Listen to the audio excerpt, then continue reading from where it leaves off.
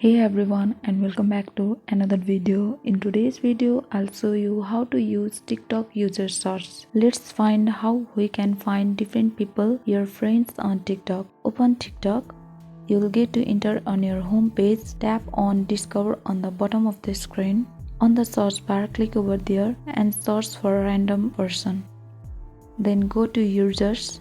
And this will give you a random list of people with that name. But if you want to find a specific friend, I will show you how can you find that. Go to your home screen and on the bottom right corner tap on profile icon. You will get to access your profile page. Just below your profile you can see plus icon. At the bottom right corner tap on it.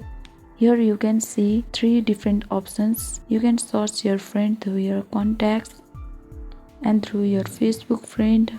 Also, you can invite your friends. Here you even have your suggested friends account. And this is how we use TikTok user search. Thank you for watching.